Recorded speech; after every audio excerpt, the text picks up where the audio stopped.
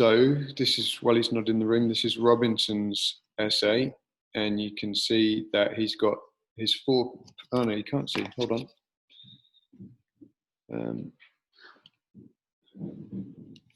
You can see there that he's got his 4 paragraphs, and he's got some ideas there, and there's a bit of detail, and he's got some page references so that he knows where to look. But that's a pretty brief plan at the moment. Let me show you. Coulthard started writing, so you jumped straight in. And Bamford, I think you have done the same thing as well. You've jumped straight in with the first paragraph. You've got a bit of planning up there, and it looks a bit like Robinson's planning, but you jumped straight in and started writing. Let me just show you Shu. So we've got the first half of the essay in your 2 paragraphs, and then second half of the essay in your 2 paragraphs, and we've got some examples starting to be added in, but not much detail. Contrast that with Melrose, where we've got more detail started to be added in.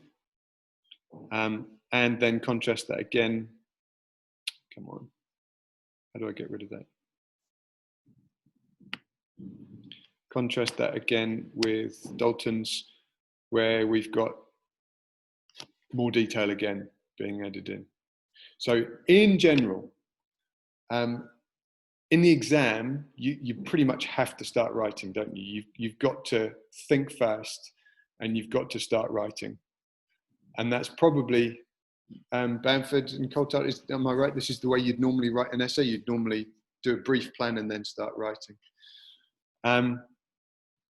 I'd encourage you, while you've got time, while we're revising, while you've got time, and you know, if and when you're writing essays at university or wherever, I'd encourage you to spend a bit more time with the planning, because my prediction is, Dalton, that you will actually end up having to go finding other points later anyway, even though you've done this level of planning. But I think it helps you to get your ideas clarified in your mind if you've already got this stuff thought through. And then when you start writing, you pretty much know what your main point's going to be, don't you? Whereas Coulthard and Bamford, your approach, the approach you're taking at the moment, is you're having to decide on the main point and then go hunting for the evidence to prove your main point. So you've actually got a lot going on in your head at any one time, because you're trying to write, think, find evidence all at the same time. So generally my advice would be, find the evidence first, put the evidence roughly where you want it, and then build the argument around the evidence. And I think it's easier to do that. Any questions about evidence and examples? Okay.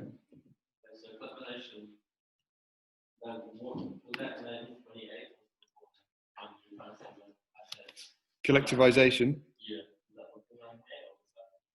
It started on a voluntary basis long before 1928, but remember, less than 3% of the peasantry had volunteered, so it's forced collectivization. Yeah.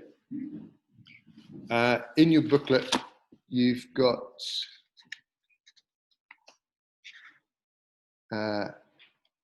page 48, column 1, The Year of the Great Turn, published on November the 7th, 1929, which indicated that collectivization had officially begun.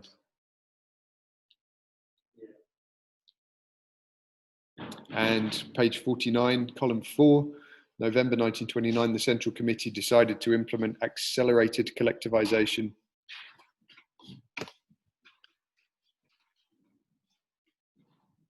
So you've got some dates there.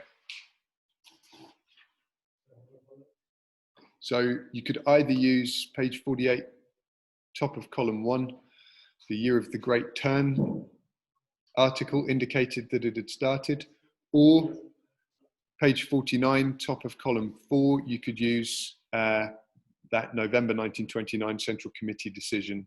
You could use that as as your date. Doesn't really matter which one you choose.